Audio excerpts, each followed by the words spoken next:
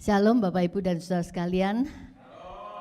Saudara, minggu ini di dalam masa Prapaskah kita akan memulai seri yang baru, yaitu Your Little Sins Matters. Kita akan membahas beberapa dosa yang seringkali dianggap remeh, tidak dianggap serius. Beberapa dosa yang seringkali orang mempertanyakan, masa gini aja dosa sih, ya. Saudara, hari ini kita akan mulai berbicara tentang kemalasan. Saudara, kitab Amsal berbicara banyak sekali tentang kemalasan.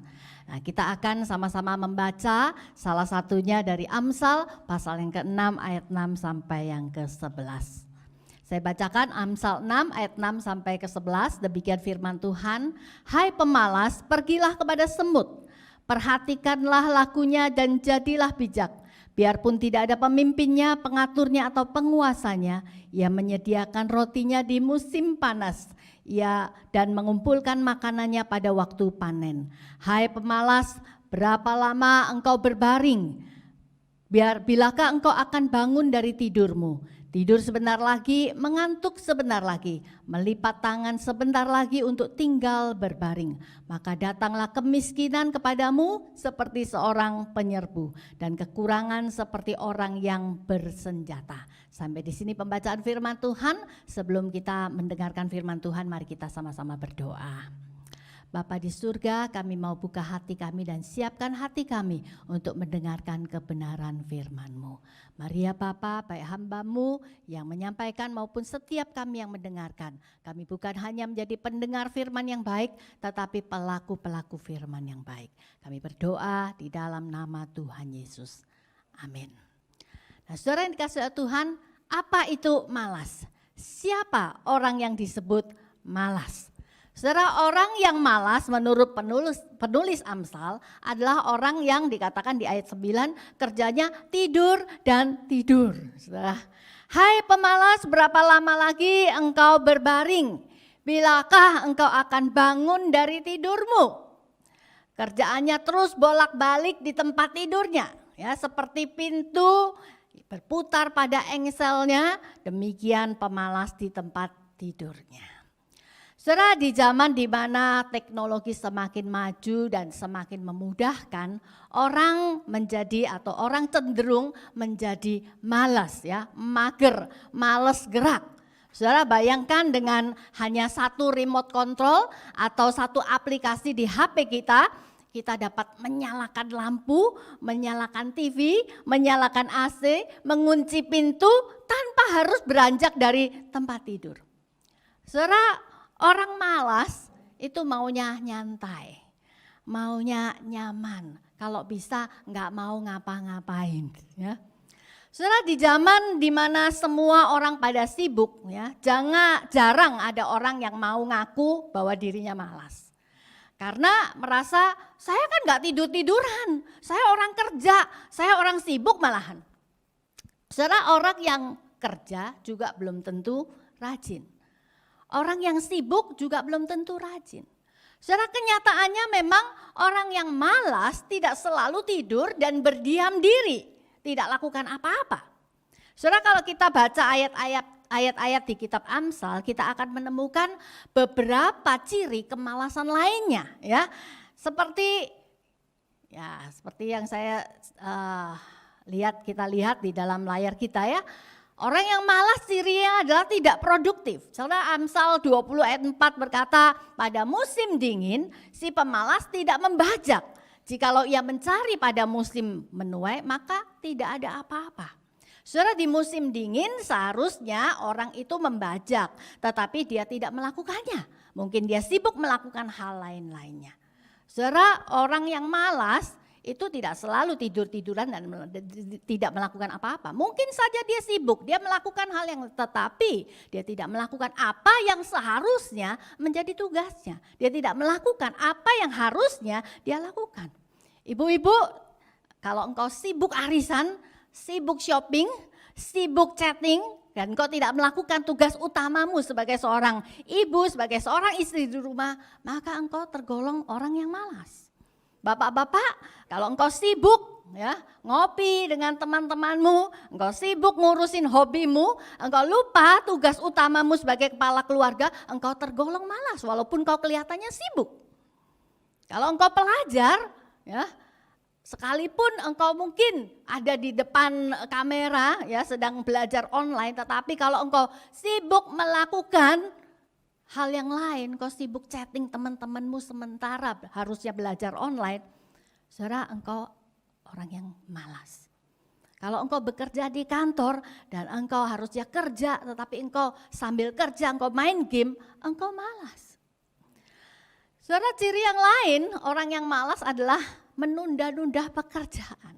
Ayat 10 dikatakan di dalam Amsal pasal yang ke-6, tidur sebentar lagi, mengantuk sebentar lagi, melipat tangan sebentar lagi untuk tinggal berbaring. Disuruh apapun selalu bilangnya nanti. 5 menit lagi, besok, sabar ma, nanti pasti tak kerjain. Dikasih deadline selalu tidak tepat waktu. Makanya saudara, orang yang malas, benar kata Amsal 10 ayat 20 ya, seperti cuka bagi gigi dan asap bagi mata, demikian si pemalas bagi orang yang menyuruhnya. Ya. Orang yang malas itu membuat kesal, membuat kecewa orang yang menyuruhnya, orang tuanya, gurunya, bosnya, rekannya. Ya. Saudara, ciri orang yang malas yang lainnya adalah banyak alasan. Saudara, Amsal 26 ayat 13 berkata, si pemalas berkata, ada singa di jalan, ada singa di lorong. Saudara, hari ini banyak orang yang menganggur bukan karena tidak kunjung mendapat pekerjaan, tetapi karena dia malas. Dia punya banyak alasan untuk tidak bekerja. Karena kalau ditanya kenapa nggak kerja? Nyari kerja sekarang susah ya. Kalau ada pun kerjaannya berat, gajinya terlalu kecil, ya bosnya galak, nggak ada kendaraan, jauh dan sebagainya. Kalau pelajar ditanya kenapa nggak lulus, habis gurunya nggak bisa ngajar, ya PR-nya terlalu banyak, ujiannya selalu mendadak. Kalau ditanya kenapa nggak baca Alkitab, wah 1001 macam alasan. Aduh, mata saya sudah nggak bisa baca huruf ya, nggak ngerti, ngantuk, nggak ada waktu. Tapi kalau lihat Facebook, lihat Instagram, nonton TikTok, balas WA, ada waktu dan bisa baca berlama-lama.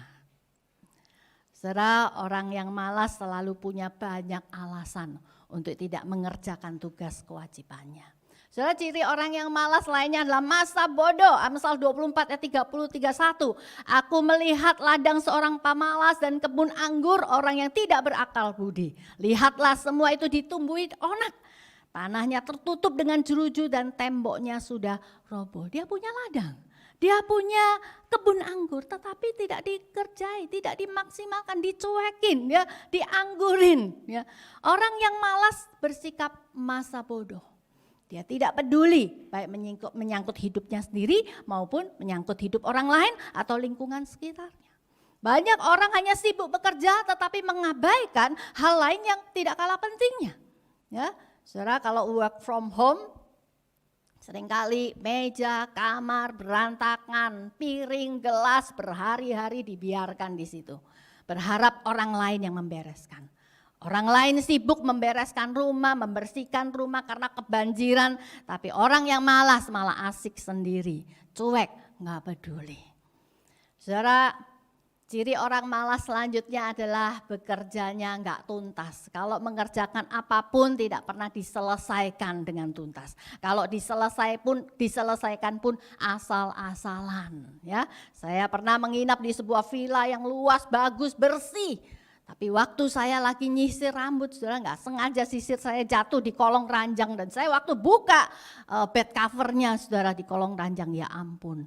Saya lihat debu kolong ranjang itu begitu tebal seolah-olah 1 abad nggak pernah dibersihkan. Padahal kolong ranjang itu cukup tinggi, saudara. Ya, hanya memang ditutupi oleh bed cover. Ini menunjukkan pemiliknya tidak rajin, ya, malas. Saudara, selanjutnya orang malas banyak keinginannya. Amsal 21 ayat 25, si pemalas dibunuh oleh keinginannya karena tangannya enggan bekerja. Saudara, seorang pemalas banyak maunya, banyak mimpinya, cita-citanya tinggi, tetapi hanya sebatas mimpi, sebatas cita-cita. Dia berharap bisa mencapai cita-citanya dengan cara yang paling mudah, tanpa harus kerja keras, tanpa mengeluarkan keringat setitik pun.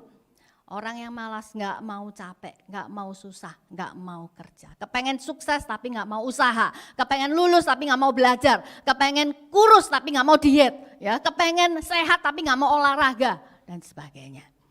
Dan masih banyak lagi, saudara. Ya, mari kita periksa, kita termasuk orang malas nggak? Ya. Saudara, sekarang kita akan lihat kenapa malas itu dosa. Ya. Saudara, kalau kita lihat dalam Amsal 6 ayat ke-6, dikatakan, hai pemalas, ya, pergilah kepada semut, perhatikanlah lakunya dan jadilah bijak. Saudara, perhatikan kata pemalas di sini. Di sini menggunakan kata dalam bahasa Ibrani itu atzel, di dalam Alkitab bahasa Inggris itu diterjemahkan slugger atau slothful. Saudara, ini bicara tentang kata ini berarti a habitually lazy person atau seorang yang punya kebiasaan malas. Ya. Saudara, ada juga terjemahan yang lain tuh pakai kata slothful. Ya, slothful itu, sloth itu adalah nama binatang. Ya, di bagian depan tadi ada slide judul, itu ada seekor binatang yang dalam bahasa Indonesia itu namanya kungkang. Saudara, hewan yang berkuku dua ini bisa bergantung terbalik di pohon, tidak bergerak, dia tidur bisa selama 18 sampai 20 jam sehari. Dia hanya bergerak, kalau bergerak itu lambat sekali 5 meter per jam. 1 jam itu cuma 5 meter. Sudah, jadi ya, malas di sini, pemalas di sini tidak berbicara tentang orang yang banyak tidur karena ya beberapa hari sudah lembur sehingga dia tidur lama, ya. Atau orang yang ngambil cuti karena untuk santai setelah dia menyelesaikan proyek besar. Itu tidak bicara tentang itu. Tetapi tidak ada yang salah dengan itu, ya. Tuhan juga mau kita istirahat, kita memulihkan diri kita setelah kita bekerja. Tetapi kata pemalas yang dimaksud di sini adalah orang yang menjadikan malas itu sebagai kebiasaannya. Orang yang menjadikan malas itu sebagai habit, sifat atau karakternya. Saudara, ini jelas tidak sesuai dengan karakter kita sebagai anak Tuhan, sebagai orang percaya. Sebagai orang yang sudah ditebus oleh Kristus, kita ini seharusnya menanggalkan manusia lama kita dengan segala sifat buruknya, dengan segala karakter buruknya termasuk malas. Dan kita mau hidup serupa dengan Kristus. Saudara, bagaimana Kristus hidup selama di dunia ini?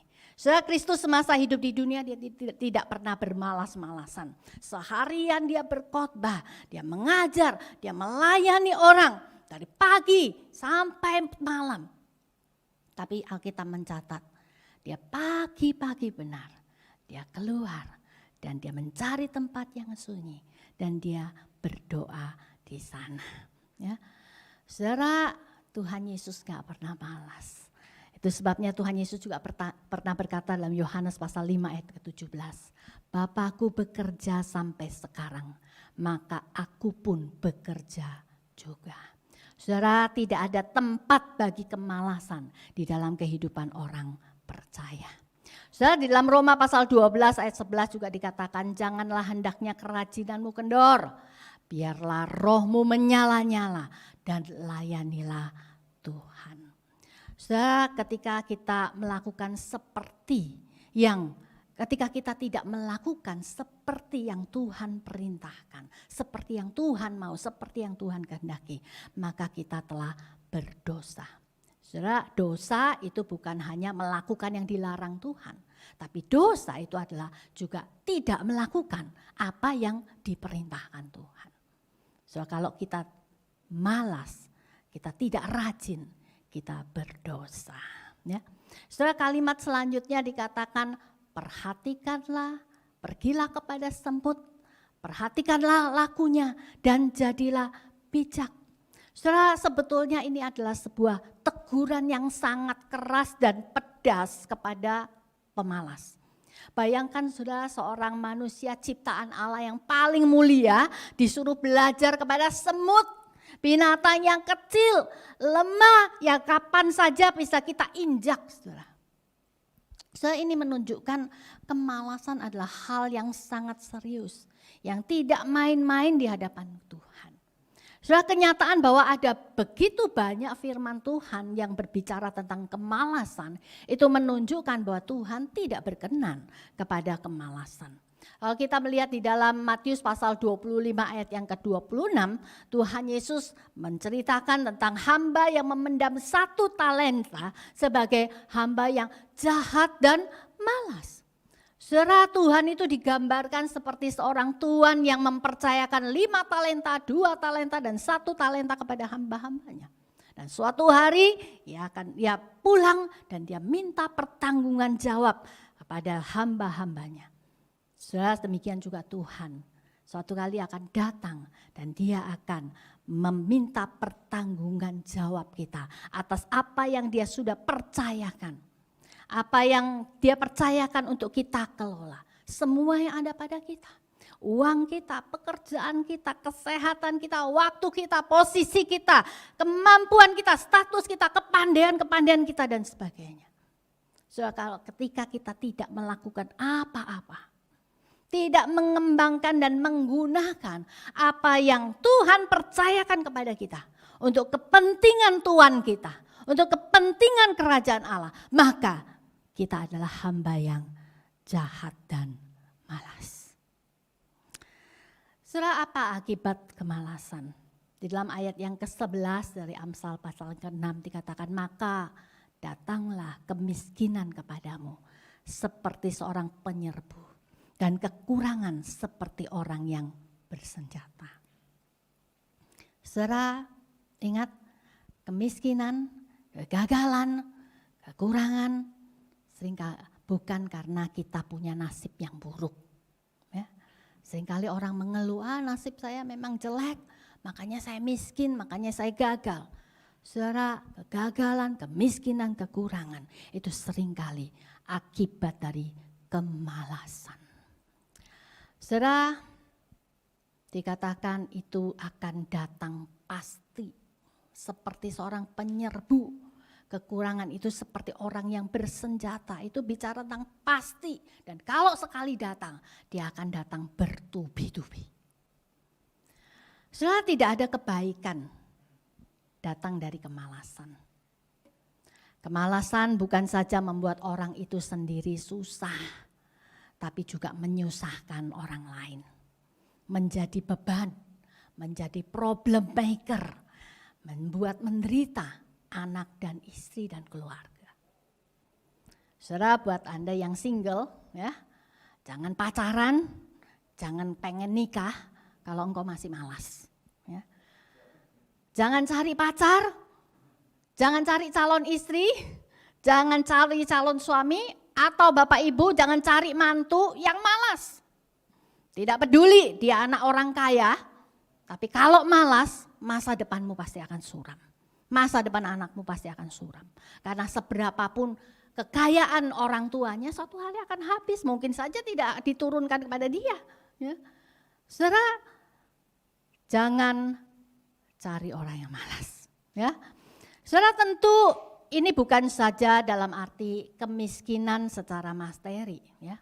Saudara, kemalasan itu sebetulnya merupakan penyakit rohani. Di dalam gereja awal, saudara, di abad yang ke-6, Paus Gregorius menetapkan malas ini sebagai salah satu dosa yang membawa kepada maut, pada kematian.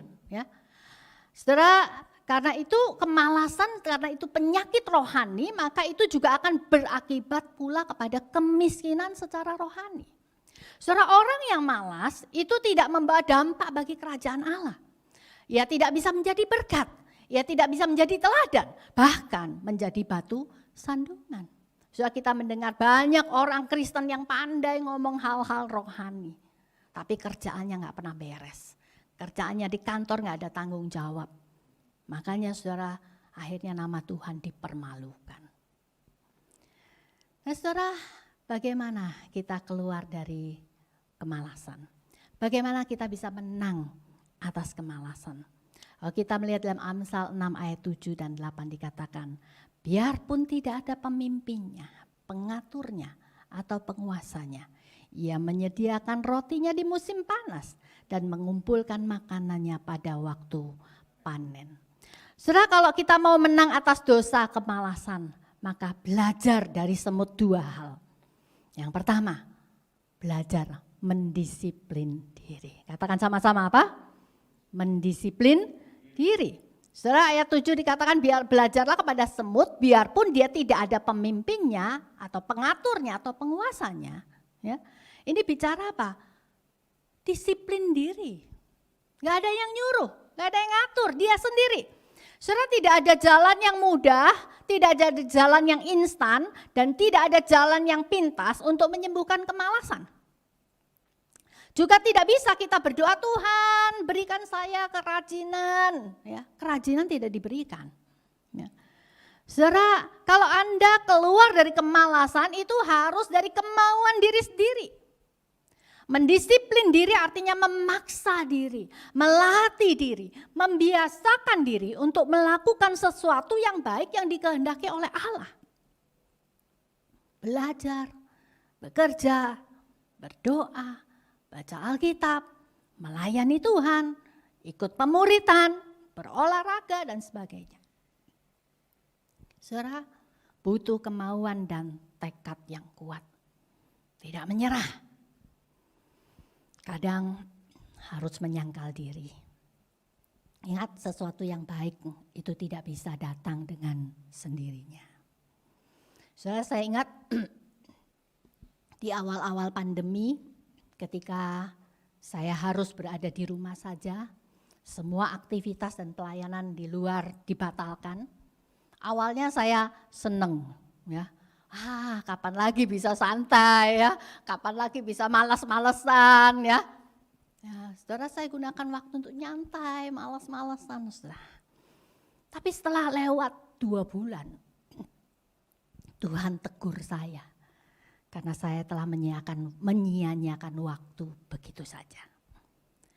Saya mulai membuat resolusi, saya mulai menyusun waktu saya.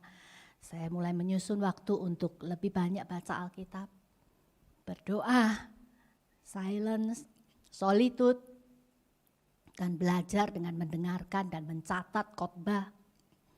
Minimal sehari 1 khotbah berseri. Dari Pastor Rick Warren, dari John Piper,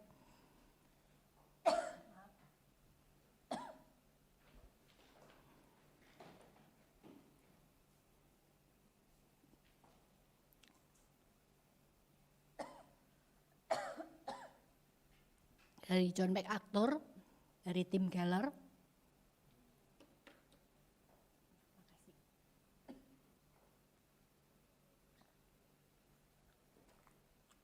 Ya. Saya mendisiplin diri saya, saudara. Belajar mencatat khotbah dari hamba-hamba Tuhan yang baik. Saya mendisiplin diri untuk melakukan pemuritan minimal 1 kelompok wanita. Dan saya mendisiplin diri untuk mencoba resep masakan, resep kue. Saya mendisiplin diri untuk melakukan pekerjaan rumah tangga sendiri walaupun saya punya asisten rumah tangga. Mendisiplin diri untuk berolahraga. Sudah tidak mudah karena keinginan untuk malas itu terus menggoda. Saya akui kadang saya gagal, tetapi sejauh ini saya sudah berusaha untuk mendisiplin diri. Lalu apakah tidak berarti saya nggak boleh nyantai? Ya, tentu saja boleh. Saudara, ketika saya sudah melakukan apa yang harus saya lakukan, ketika saya sudah berhasil mencapai target, saya menghadiahkan diri saya sendiri dengan melakukan hal-hal yang santai. Saya lihat-lihat TikTok, ya. Saya nonton K-pop, ya. Saya nonton drama Korea kesukaan saya, ya. Saudara boleh nyantai asal kita tahu kapan kita bekerja, kapan kita santai. Jangan santai terus, itu malas. Ya. Saudara, saya belajar dari mami mertua saya, umurnya sudah 78 tahun ini, saudara. Walaupun sudah tua, tidak ada alasan untuk dia bermalas-malasan karena tidak bisa keluar rumah. Saya menyaksikan sendiri bagaimana setiap pagi dia buka YouTube dan dia belajar firman Tuhan, berdoa, yang memasak makanan untuk anak-anak cucunya. Ya. Saudara, banyak hal yang bisa kita lakukan asal kita mau mendisiplin diri. Yang kedua, saudara, kalau kita mau lepas dari kemalasan, menang atas kemalasan, belajar dari semut, bekerja keras. Ayat ke-8 dikatakan ia menyediakan rotinya di musim panas dan mengumpulkan makanannya pada waktu panen. Amsal 30 ayat 25 berkata semut bangsa yang tidak kuat tapi menyediakan makanannya di musim panas. Saudara, semut itu hidupnya untuk bekerja dan bekerja. Saudara, saya nggak pernah tuh melihat semut itu nganggur atau ngelamun. Di rumah saya maupun di pastori sini ya, saya sering kali kewalahan sama semut. Saudara. Makanan atau sisa makanan saya tinggalkan sebentar di meja. Dalam hitungan menit, enggak sampai menit ya, sudah dikerubungin semut. Sampai saya heran ya, dari mana datangnya semut ini.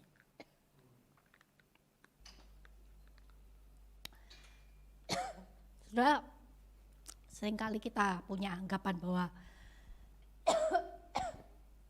bekerja itu adalah kutukan. Sebetulnya sejak Allah menciptakan Adam, Allah telah memerintahkan Adam untuk bekerja dan mengusahakan taman. Saudara, bekerja adalah mandat Allah kepada manusia, bukan kutukan. Ketika manusia jatuh dalam dosa, maka sejak itu manusia memang harus berjerih lelah, bekerja keras, bekerja rajin untuk bisa mendapatkan hasilnya.